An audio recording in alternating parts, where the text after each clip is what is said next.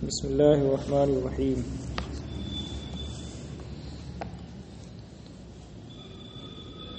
لتعلم مصر ومن بالعراق ومن بالعواصم ان الفتى.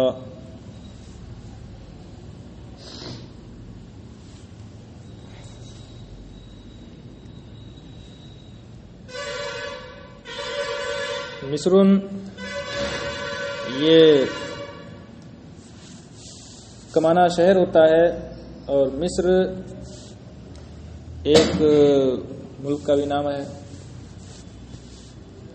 تو اس صورت میں یہ غیر منصرف استعمال ہوتا ہے، جیسے کہ قرآن میں بھی آیا ہے وَأَوْحَيْنَا إِلَى مُوسَىٰ وَأَخِيهِ أَن تَبَوَّآ لِقَوْمِكُمَا بِمِصْرَ بُيُوتًا. آیا نا؟ تو بھی مصرا ہے کہ نہیں ہے؟ تو وہاں غیر منصرف استعمال ہے. ٹھیک ہے.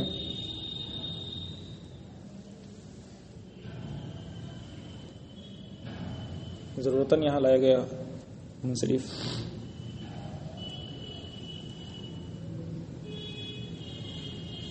مصر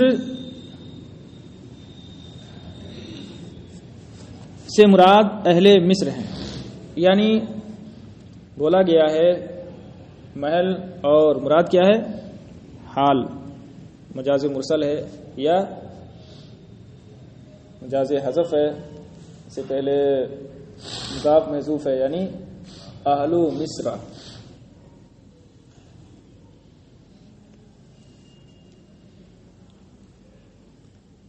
اور عواصم عاصمہ کی جمع ہے. عصمہ یعصمو، اس کا معنی ہوتا ہے بچانا. قرآن میں بھی آیا ہے یعصمو کا ہاں اللہ تعالیٰ تمہاری حفاظت فرمائے گا لوگوں سے. اسی سے عاصم مؤنث عاصمہ اور اس کی جمع عواصم ہے. مراد مضبوط قلعے ہیں. غیر سے بتائے قلعے بھی اس کے اندر موجود لوگوں کی حفاظت کرتے ہیں. یہ چند قلعے تھے جو حلب اور انطاکیہ کے درمیان تھے.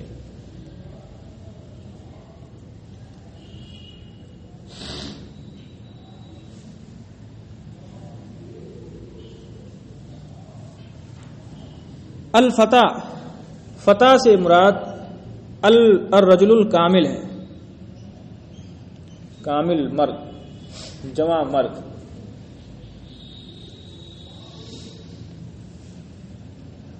اور ہم نے یہ سارے کارنامے انجام دیے. یہ سفر کی مشقتیں برداشت کی اور اپنے دشمنوں سے جنگ کی، ان کو تحقیق کیا، ان پر غلبہ حاصل کیا، تاکہ مصر والے اور وہ لوگ جو عراق میں ہیں، بے بمعنی فی ہے ظرفیت کے لیے، ٹھیک ہے، اور وہ لوگ جو عواصم میں ہیں، یہ جان لیں کہ میں جوان مرد ہوں، تاکہ مصر والے اور عراق والے عواصم والے جان لیں کہ میں جوان مرد ہوں. وَأَنِّي وَفَيْتُ وَأَنِّي أَبَيْتُ وَأَنِّي عَتَوْتُ عَلَى مَنْ عَتَى. وفا یفی، پورا کرنا، وفا بالعہد، عہد پورا کرنا، وفاداری کرنا، ابا ابا انکار کرنا، عطا یعطو عطوً سرکشی کرنا، حد سے تجاوز کرنا. عطا اس کی اصل عطوا ہے، عطوتو واحد متکلم، عطا واحد مذکر غائب کا صیغہ ہے ماضی معروف. انی کا عطف اس سے پہلے جو انی آیا ہے پہلے والے شعر میں، انی الفتح، اس پر ہے. ٹھیک ہے، یعنی یہ بھی کالما کا مفعول ہے. اور تاکہ وہ لوگ جان لیں کہ میں نے وفاداری کی اور میں نے انکار کیا، اور یہ بھی جان لیں کہ میں نے سرکشی کی اس پر جس نے مجھ پر سرکشی کی. یعنی میں نے سیف الدولہ کے ساتھ، جس کے میرے اوپر بہت سے احسانات ہیں، میں نے اس کے احسانات کی قدر کی، اس کا پاس و لحاظ رکھا، اس کی بارگاہ میں حاضر ہوا، اس کے ساتھ وفاداری کی. اور میں نے کافور کے ظلم کا انکار کیا، جو اس نے ذلیل کرنا چاہا تھا مجھے، اس کا میں نے انکار کیا، اور اس کے ساتھ میں نے سرکشی کی، کیونکہ اس نے بھی میرے ساتھ سرکشی کی، میرے فضل و کمال کی ناقدری کی.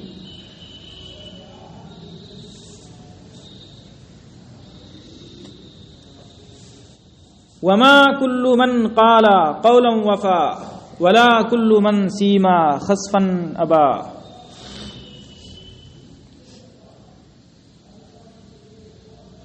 مائے نافیہ ہے.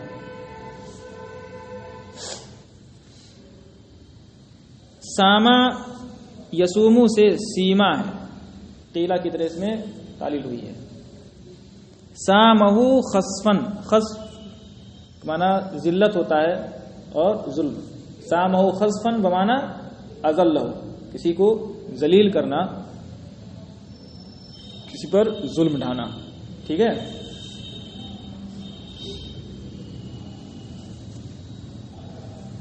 اور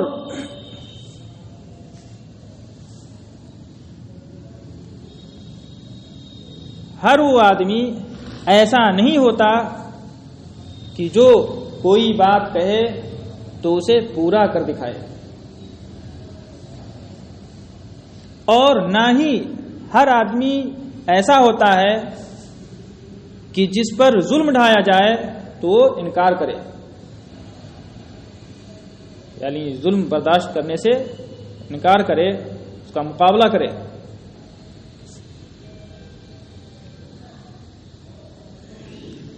یعنی ہر آدمی ایسا نہیں ہوتا ہے کہ جو کوئی بات کہے، کوئی عزم کرے تو اسے کر دکھائے. کہنا آسان ہوتا ہے، کرنا مشکل ہوتا ہے، اس لیے سب سے اس کی بات نہیں ہوتی ہے. اور نہ ہی ہر شخص ایسا ہوتا ہے کہ اس پر کوئی ظلم کرے تو اس کا انکار کرے، اس کا مقابلہ کرے، اس کی مخالفت کرے، ظلم کا پنجہ موڑے. ایسا بھی ہر شخص نہیں ہوتا ہے. یہ میری ہی بس کی بات ہے، میرے جیسے لوگ کرتے ہیں ایسا. وَمَن يَكُ قَلْبٌ كَقَلْبِي لَهُ يَشُقُّ إِلَى الْعِزِّ قَلْبَ التَّوَى.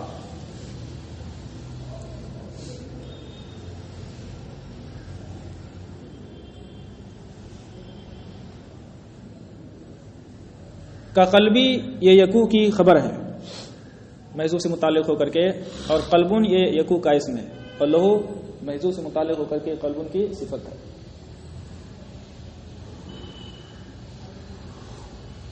اور من یہ شرطیہ ہے. جزا کہاں ہے؟ یشق الی العز قلب التوا. قلب التوا یشقو کا مفعول بھی ہے. تویہ توا کا معنی ہوتا ہے ہلاک ہونا، توا بنا ہلاکت. اور جس کا دل میرے دل جیسا ہو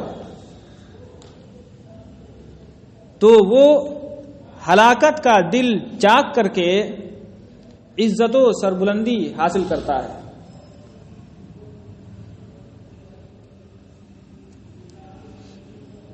اور جس کا دل میرے دل کی طرح ہو یشق قلب الطوا،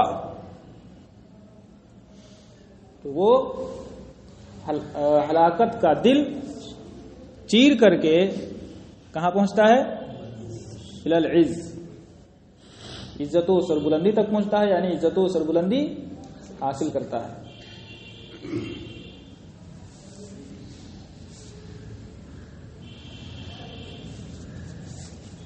یعنی جس کے پاس میرے جیسا دل ہو، ہمت والا جگر ہو، تو ایسا ہی شخص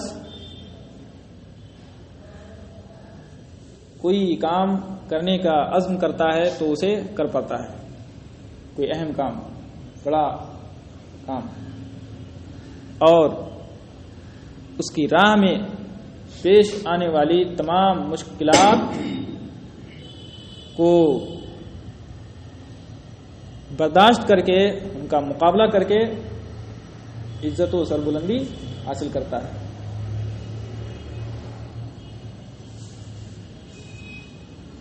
ولا بد للقلب من آلة ورأي يصدع ثم الصفا،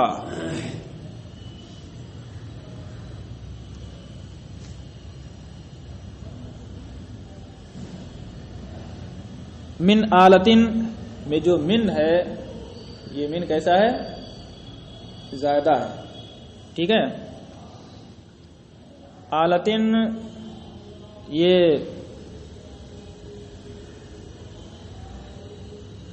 بلکہ زائدہ نہیں، یہ تو محذوف سے متعلق ہوگا، ٹھیک ہے۔ للقلب اور من آلہ یہ خبر ہوگی، مبتدا اس کا اسم ہوگا۔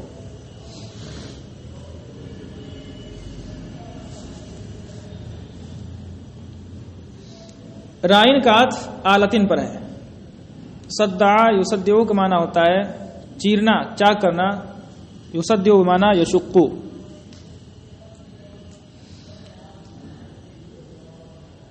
اور سم یہ سماؤ کی جمع ہے۔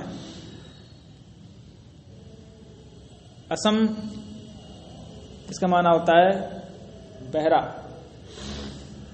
لیکن اسم یہ ٹھوس اور مضبوط کے معنی میں آتا ہے۔ حجر اسم، مضبوط اور ٹھوس پتھر۔ صفا یہ صفاتن کی جمع ہے۔ صفات کا معنی چکنا، بڑا پتھر، یعنی مضبوط اور ٹھوس چٹان۔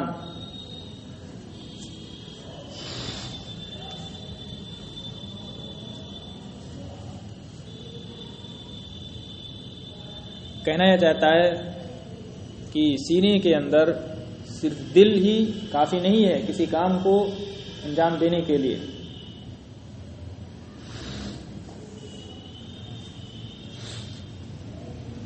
اور دل کے لیے ایک اعلی اور ایسی رائے درکار ہے جو ٹھوس مضبوط چٹان کو بھی پھاڑ ڈالے۔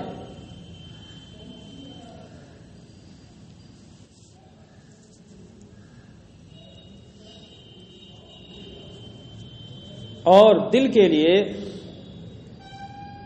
ایک اعلی اور ایک ایسی رائے ضروری ہے جو ٹھوس مضبوط چٹان کو پھاڑ ڈالے۔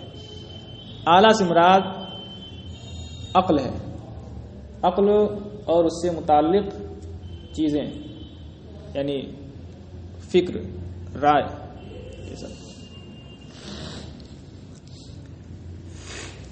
یعنی عقل کے ساتھ ساتھ دل کے ساتھ ساتھ دل کے لیے عقل بھی ضروری ہے اور درست رائے بھی ضروری ہے، اعلیٰ فکر بھی ضروری ہے، تبھی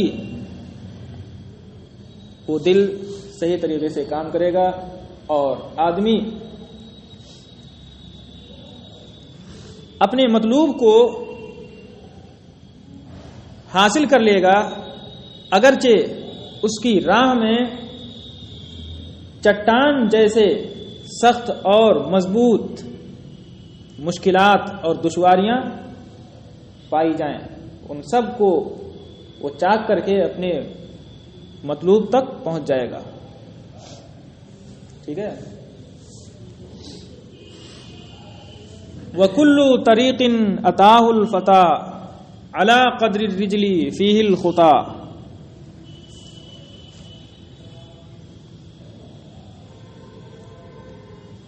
خطوہ کی جمع خطا ہے. خطوہ چلتے وقت دونوں قدموں کے درمیان کا جو فاصلہ ہوتا ہے اسی کو کہا جاتا ہے.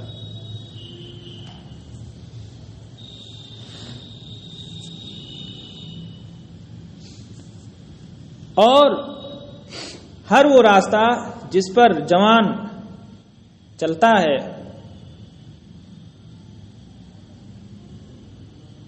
اس راستے میں پاؤں کے اندازہ قدم کے فاصلے ہوتے ہیں. اور ہر وہ راہ جس پر جوان مرد چلتا ہے، جس پر جوان مرد آتا ہے، اس راستے پر پاؤں کے اندازہ قدموں کے فاصلے ہوتے ہیں. یعنی جتنی لمبی قامت کا وہ شخص ہوگا اس کی ٹانگیں جتنی لمبی ہوں گی اتنے ہی لمبے لمبے فاصلے بھی ہوں گے. ٹھیک ہے. یہ مسئلہ ہے ایک. ٹھیک ہے. مراد کیا ہے؟ آدمی کے عزم، جذبات، اعلی فکر اور ہمت کے مطابق اس سے کارنامے وجود میں آتے ہیں، کارنامے انجام پاتے ہیں. جیسی ہمت ہوگی، جتنی بلند اور جتنی اعلی فکر ہوگی تو اسی کے مطابق اس سے بڑے بڑے کارنامے بھی انجام پائیں گے.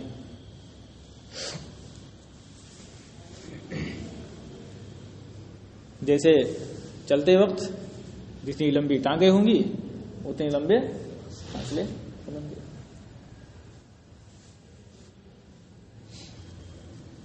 وَنَامَ الْخُوَيْدِمُ عَنْ لَيْلِنَا وَقَدْ نَامَ قَبْلُ عَمَنْ لَا كَرَا. خویدم یہ خادم کی تصغیر ہے اور یہاں تصغیر برائے تحقیر ہے. ٹھیک ہے. خویدم نالائق خادم، کمینہ خادم. اور یہاں مراد اس سے کون ہے؟ کافور، جس کی تعریف اس سے پہلے والے قصیدے میں کر چکا ہے.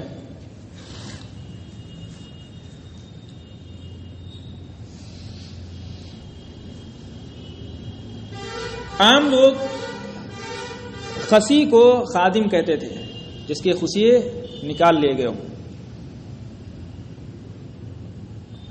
اور جو بھی خدمت کا کام انجام دے تو وہ اس نام کا مستحق ہے، اس نام سے اسے پکارا جا سکتا ہے، چاہے وہ اس کے خصیے نکالے گئے ہوں یا نہ نکالے گئے ہوں.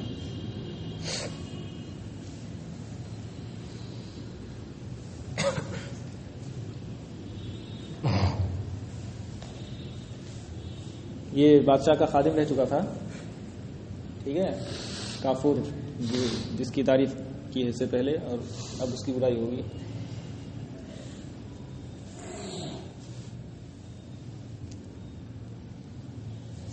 اور نالائق خادم ہماری رات سے غافل ہو کر سوتا رہا، اور اس سے پہلے بھی وہ عدم بصیرت کی وجہ سے سو چکا تھا، نہ کہ نیند کی وجہ سے. کریا کرا کا معنی ہوتا ہے سونا، کرا کا معنی نیند. نواس جو ابتدائی نیند ہوتی ہے اس کو بھی کرا کہا جاتا ہے.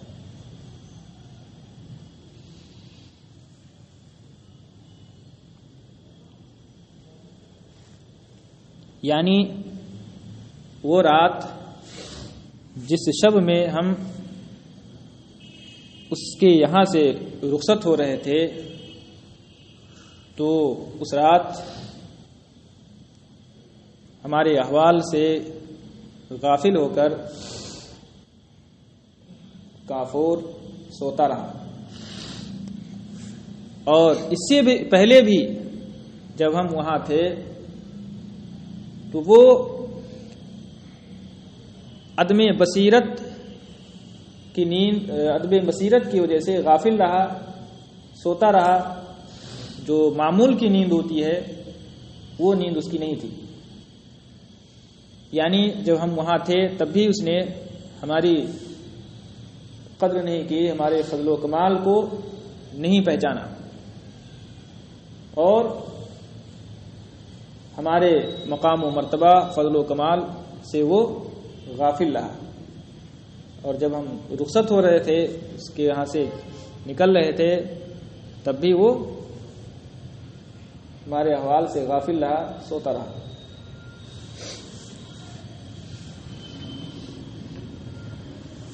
وَكَانَ عَلَى قُرْبِنَا بَيْنَنَا مَحَامِهُ مِنْ جَهْلِهِ وَالْعَمَى۔ مہمہن کی جمع مہامہ، مہمہ کا معنی ہوتا ہے صحرا، وسیع و عریض صحرا، بیابان۔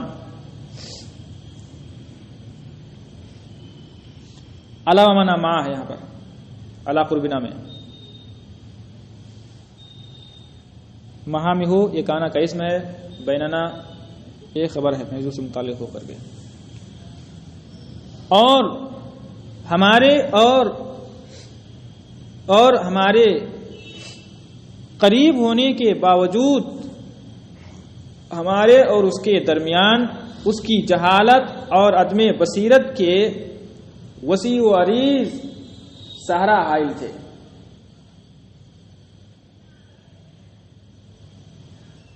اور ہمارے اور اس کے درمیان اس کی جہالت اور عدم بصیرت کے وسیع و عریض صحرا حائل تھے، باوجود اس کے کہ وہ ہمارے قریب تھا۔ ٹھیک ہے، یعنی ہمارے پاس ہی تھا، اس کے باوجود وہ ہمارے احوال سے غافل رہا۔ یہ عدم بصیرت اور جہالت کی وجہ سے، اس لیے کہ جاہل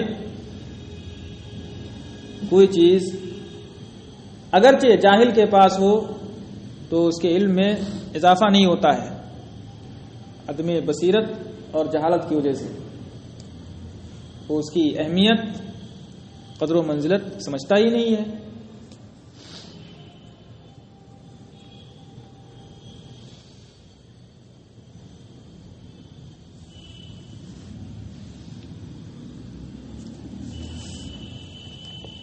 لقد كنت احسب قبل الخسی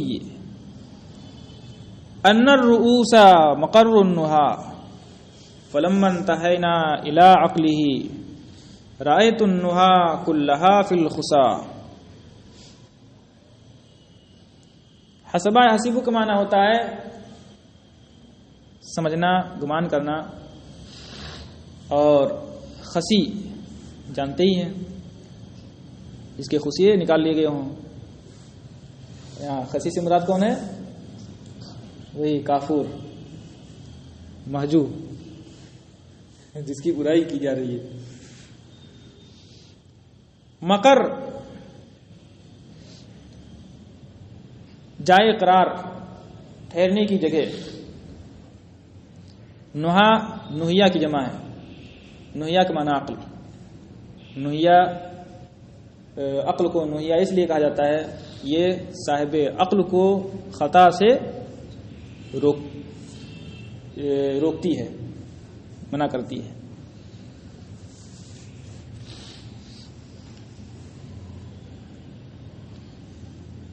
انتہا الی کا معنی ہوتا ہے پہنچنا، رسائی ہونا کسی تک۔ اور خسا خسیہ کی جمع ہے۔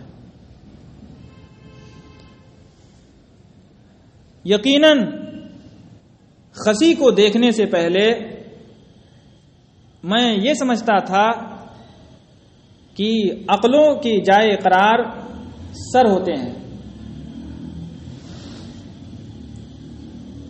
بے شک خسی سے پہلے میں خسی کو دیکھنے سے پہلے میں یہ سمجھتا تھا کہ سر عقلوں کے جائے قرار ہوتے ہیں.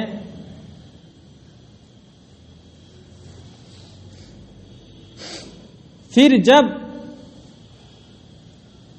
ہماری رسائی اس کے عقل تک ہوئی تو میں نے دیکھا کہ ساری عقلیں تو خوشیوں میں ہوتی ہیں.